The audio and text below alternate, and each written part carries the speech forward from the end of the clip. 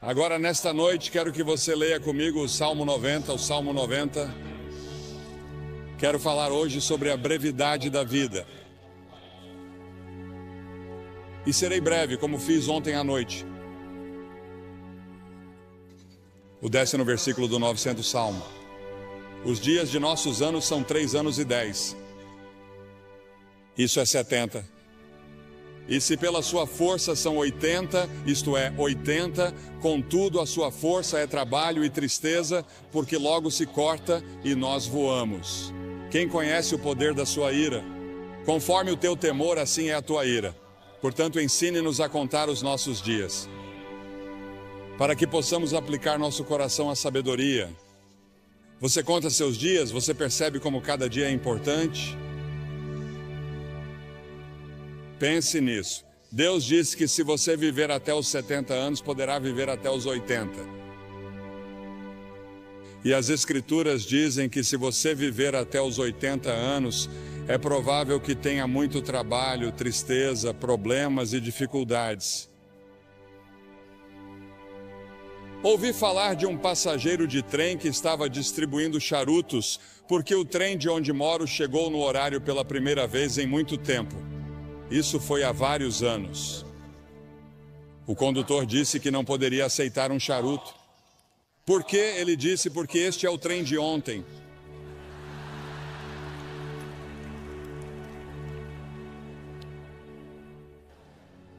Ao colapso do tempo ao nosso redor, você sabia que nos dias de Jesus, o mais rápido que uma pessoa podia ir era o mais rápido que um cavalo podia correr?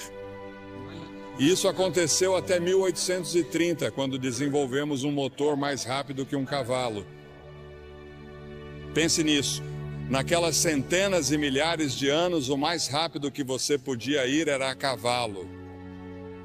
Depois, em 1910, desenvolvemos uma aeronave militar que percorria 42 milhas por hora. Lembro-me muito bem, como se fosse ontem, quando Lindbergh decolou para Paris e em 33 horas estava em Paris, e achamos que isso era realmente incrível. Hoje em dia entramos em um Concorde, ou algumas pessoas o fazem, e chegam lá em 3 horas e meia.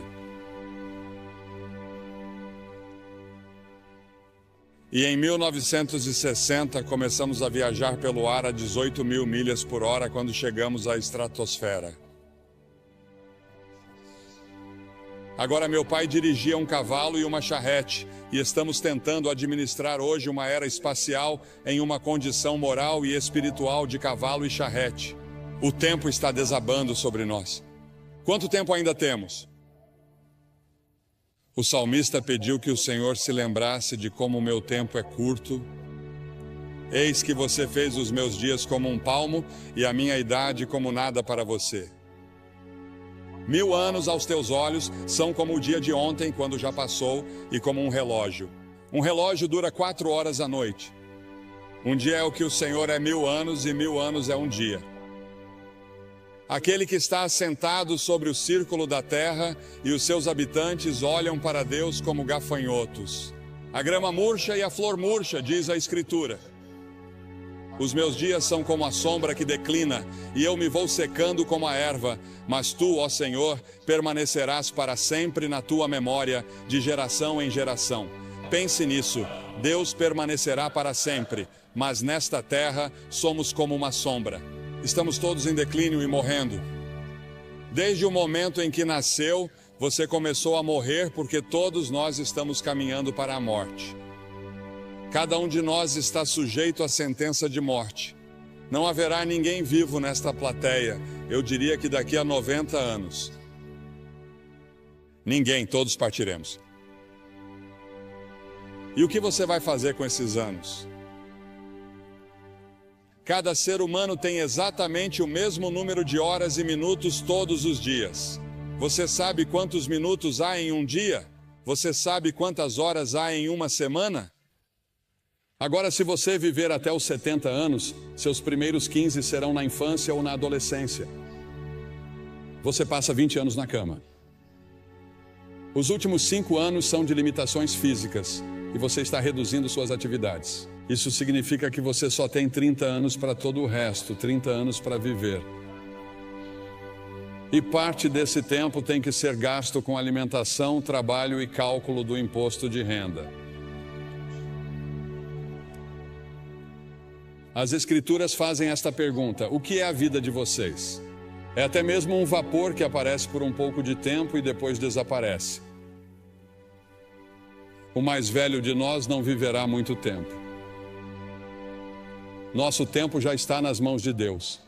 Deus já tem um dia marcado para você ser levado deste mundo. Você pode estar envolvido em um acidente. Pode ser um câncer, pode ser um ataque cardíaco. Seja o que for, já está definido. E as Escrituras dizem que ao homem está ordenado morrer uma vez, e depois disso, o julgamento. Você estará diante do grande julgamento de Deus para prestar contas de como passou esta vida e o que fez em relação a Jesus Cristo, porque Deus deu seu Filho para morrer por seus pecados. Porque, como você vê, somos todos pecadores. Todos nós temos a mesma doença. Não me importa a cor da pele de vocês. Deus não olha para a cor da sua pele. Deus olha para o seu coração e vê que você tem uma doença espiritual no coração, e essa doença espiritual no coração se chama pecado. E todos nós somos pecadores. Isso significa que violamos as leis de Deus, desobedecemos a Deus, nós nos rebelamos contra Deus, e por termos nos rebelado contra Ele, teremos de enfrentar um julgamento. E Ele vai dizer: afastai-vos de mim. Nunca te conheci. É interessante para mim que as pessoas ricas não possam comprar mais horas. Os cientistas não podem inventar novos minutos. Você não pode nem mesmo economizar tempo para gastá-lo em outro dia. Você tem pouco tempo hoje. Diz que quer guardar para amanhã. Não pode fazer isso. Há urgência no tempo. A Bíblia diz: redimam o tempo porque os dias são maus. Os dias são muito ruins. Olhamos para nossos jornais e não conseguimos acreditar em todos os assassinatos, estupros e problemas raciais, todas essas coisas no mundo todo. Sim, os dias são maus e temos uma grande tarefa pela frente se quisermos que esta terra seja poupada por muito mais tempo. As Escrituras dizem que devemos redimir o tempo. É uma frase do mundo dos negócios. Significa comprar o tempo. Ouvi falar de pessoas que dão o dízimo de seu tempo. Devemos dar o dízimo de nosso dinheiro. 10% do nosso dinheiro pertence a Deus, se você for cristão. Mas podemos dizimar seu tempo. Reserve 10% do seu tempo e diga: Senhor, isso é seu para o estudo da Bíblia, para a oração. Você diz que passamos muito tempo nas rodovias, indo e voltando, e nas interestaduais, presos no trânsito. Você sabe, inventamos todas essas coisas modernas para economizar tempo, mas temos menos tempo do que nunca. Temos bem menos tempo hoje que meus pais na era dos cavalos e charretes. No entanto, temos automóveis e aviões velozes, e estamos correndo de um lugar para outro como loucos. E a maioria de nós não sabe o que fazer ao chegar lá.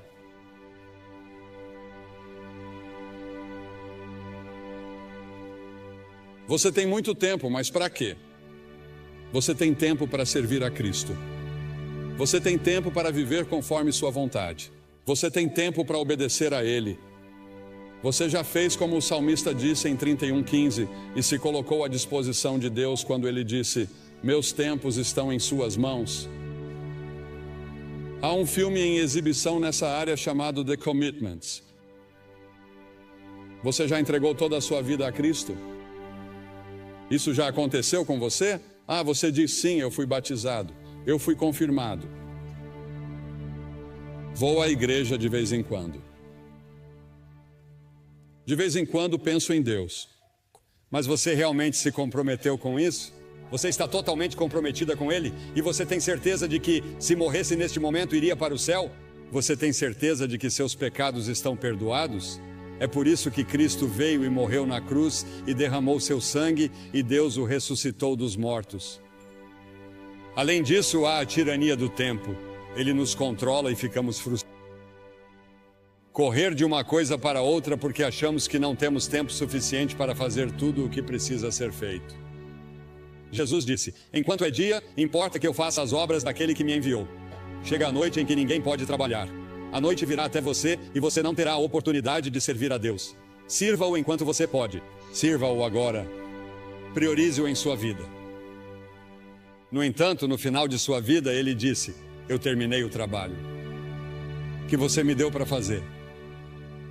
Deus tem um plano para a sua vida e você pode concluí-lo com a ajuda de Deus, e Ele lhe dará uma alegria e uma paz que você nunca sonhou que existissem se você colocar sua confiança nele. Ah, sim, quando Jesus deixou a terra, havia pessoas que precisavam ser curadas e vidas que precisavam ser tocadas, mas Jesus disse que havia terminado a obra que lhe havia sido designada. Pelo Pai, Deus designou um trabalho que somente você pode realizar. Você é único. Ninguém pode tomar o lugar de vocês. E Deus precisa de você em seu reino. O tempo pode ser nosso aliado ou nosso algoz. Mesmo assim, o tempo é incrivelmente justo e perdoador. Não importa quanto tempo você tenha desperdiçado no passado, você ainda pode ter o amanhã. Adlai Stevenson disse certa vez que o que conta não são os dias de sua vida, mas a vida em seus dias. Precisa comprá-lo. Qual é o preço que você tem que pagar? O preço é que você não tem tempo para certas coisas. Não devemos ficar à deriva, fazendo todos os prazeres, bebendo e fazendo todas as outras coisas erradas. Deus quer que amemos os outros. A principal coisa que Ele quer que façamos é amar o próximo e amar as pessoas de outras raças. A única coisa que distingue um crente dos outros é o amor que domina a sua vida. Sua vida deve ser cuidadosamente planejada. Depois há o término do tempo. Irmãos, o apóstolo Paulo disse em 1 Coríntios que o tempo é curto. No Apocalipse ele nos diz que o tempo não existirá mais. Jesus e seus discípulos passaram os 94 versículos de Mateus 24 até o final do capítulo 25 falando sobre o fim dos tempos. Ao nos aproximarmos do fim dos tempos, lemos em Apocalipse 12 que o diabo estará freneticamente ativo, porque sabe que seus dias estão contados. Sim, existe um demônio. Existe um Satanás. Ele é uma pessoa real e eles são demônios reais e vão lutar por sua alma esta noite, porque Satanás não quer desistir de você. Ele lutará para manter você no reino dele, pois existem dois reinos. Há o reino do diabo e há o reino de Deus, e você tem o direito de escolher em qual deles quer estar. É claro que não sabemos quando será o momento da vinda de Jesus. Em Marcos 13 é-nos dito que o céu e a terra passarão, mas daquele dia e hora ninguém sabe. Portanto, cuidado, vigie e ore, pois você não sabe qual é o seu tempo. Não sabemos quando Deus virá nos buscar. Em Romanos 13, o apóstolo diz que, conhecendo o tempo, já é hora de despertarmos do sono, pois a nossa salvação está mais próxima agora do que quando cremos. A noite já passou, o dia está próximo, portanto lancemos fora as obras das trevas e vistamos a armadura da luz. A Bíblia usa várias vezes a frase "o tempo está próximo". Jesus nos disse para discernirmos os sinais dos tempos. Um dos sinais é que a iniquidade será abundante. Pegue seus jornais e assista ao noticiário. A iniquidade é abundante em todos os lugares. Não apenas em Nova York, não apenas em Nova Jersey, mas em todo o mundo. Quando a lista for chamada no céu, você estará lá? O nome de vocês está escrito no livro da vida?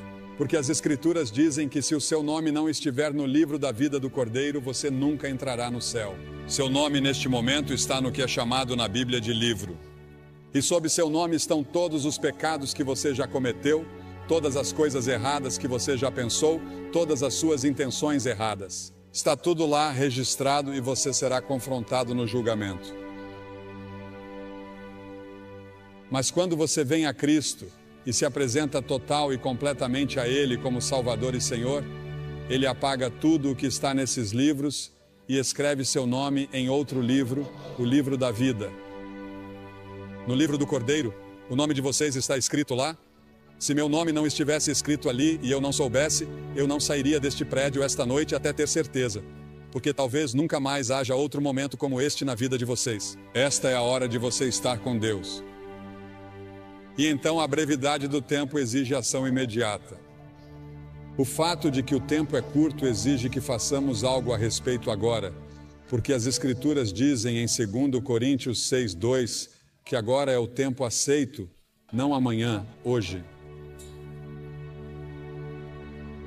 O que você deve fazer, faça-o agora. O dinheiro que você deve doar, doe-o agora. Testemunhe agora às pessoas que deve. Toda vez que o relógio marca o tempo, ele parece dizer agora. Hoje, se vocês quiserem ouvir sua voz, não endureçam o coração.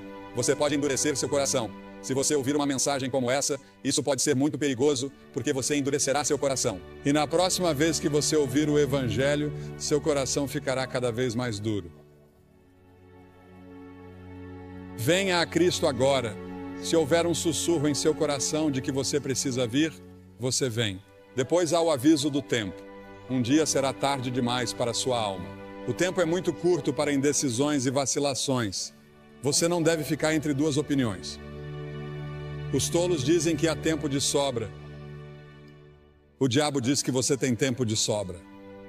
Todas as manhãs você tem 86.400 segundos para gastar e investir.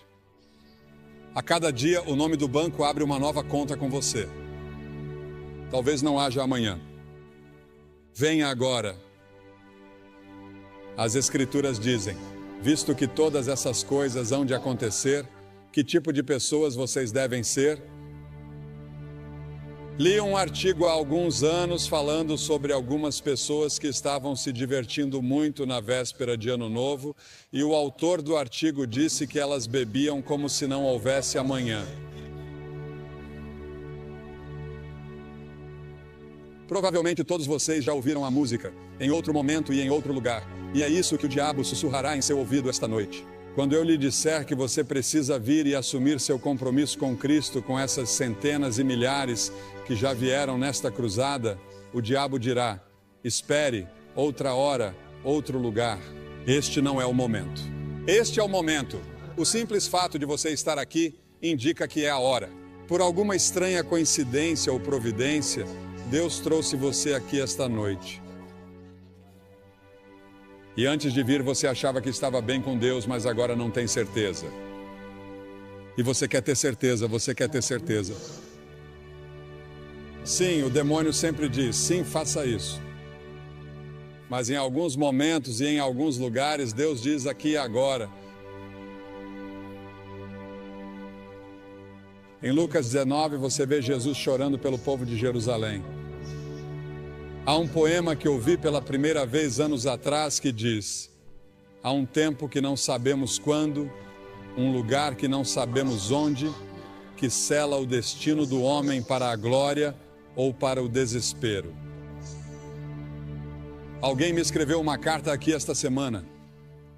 Diz: caro Sr. Graham, em 1957, sua cruzada foi ao antigo Madison Square Garden, na cidade de Nova York. Eu tinha 6 anos. Ainda me lembro da viagem de ônibus, das arquibancadas de madeira dura e dos meus sapatos pretos de couro envernizado. Lembro de tudo. Lembro-me de tudo como se fosse ontem. Quando você fez o convite para que eu entregasse minha vida a Cristo, eu estava pronto e me animei a ir. Mas infelizmente naquela época e naquela geração, minha mãe me respondeu e disse: quieto, sente-se. Não fazemos isso. Alguém pode ver você. Fiquei em minha cadeira. Aqui estamos 35 anos depois e tenho o privilégio de ser um conselheiro voluntário no andar de baixo. E é minha oração que nenhuma pessoa permaneça em seu assento, mas que venha à frente para receber Cristo. Enquanto há tempo, agradeço a você por trazer sua cruzada de volta a esta área. Minhas lembranças de menina de 6 anos estão transbordando de entusiasmo. Estarei orando por você esta semana. Deus abençoe você. Há um homem dessa região sobre o qual Cliff Barrows me falou ao telefone hoje. Sua família estava insistindo para que ele ficasse aqui porque ele não acreditava. E ele fazia questão de dizer às pessoas que não acreditavam em Cristo. Ele não era um crente. Mas ele não ficaria aqui e não viria. E ele não queria aceitar as reivindicações de Cristo. Em vez disso, ele foi para as Ilhas Bahamas e de manhã cedo morreu de ataque cardíaco.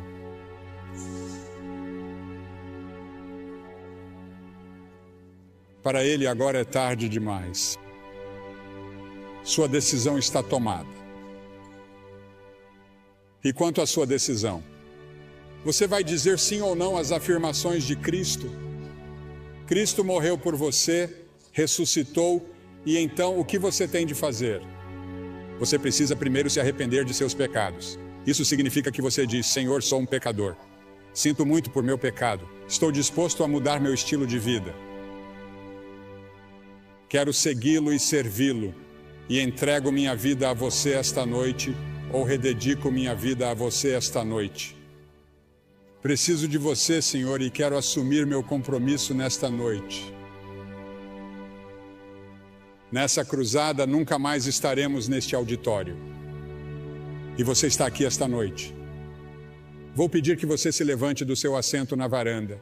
Isso levará 1 minuto a mais, portanto, comece agora. Venham e fiquem todos na frente, na minha frente, na frente do pódio.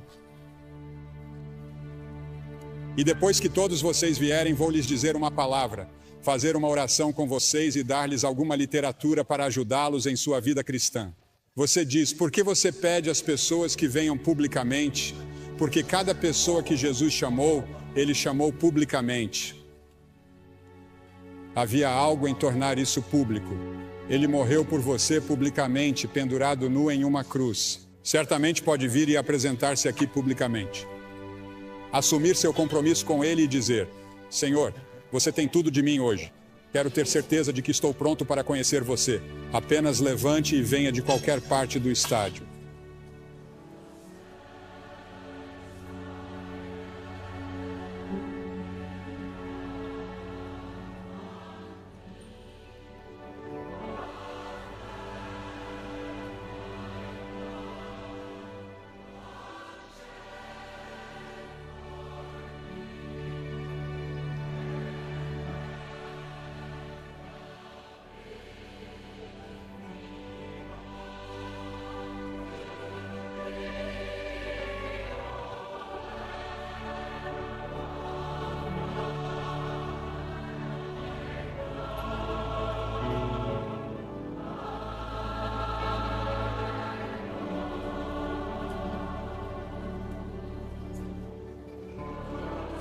Enquanto muitos outros ainda estão chegando, quero dizer uma palavra a vocês que talvez estejam assistindo pela televisão, porque esses cultos estão sendo gravados em fita para serem exibidos no final deste ano ou no início do ano que vem.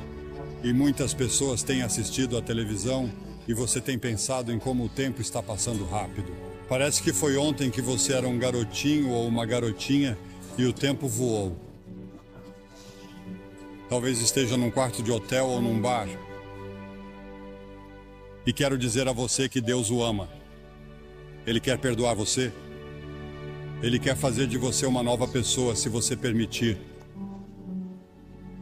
Você pode assumir esse compromisso onde está agora. Jesus Cristo prometeu que voltaria à Terra. E, senhoras e senhores, Jesus Cristo cumprirá essa promessa. Você está pronto? A esperança da vinda de Cristo deve nos fazer caminhar como discípulos do Senhor Jesus Cristo. Devemos ser sal e luz no mundo e devemos trabalhar como se Cristo não viesse por 1000 anos, mas devemos viver como se Ele viesse esta noite. Você está convidado para uma jornada de descobertas na Biblioteca Billy Graham. Refaça a trajetória de Billy Graham, de humilde fazendeiro a embaixador internacional do amor de Deus por meio de multimídia, fotos e memorabilia. Mas o fruto do Espírito é o amor. Visite a casa restaurada da família Graham, passeie pela livraria Ruth's Attic e faça uma refeição no Graham Brothers Dairy Bar. Aproveite as exposições especiais, os eventos e as atividades sazonais para toda a família. A entrada é gratuita, portanto, venha fazer essa jornada de descobertas na Biblioteca Billy Graham.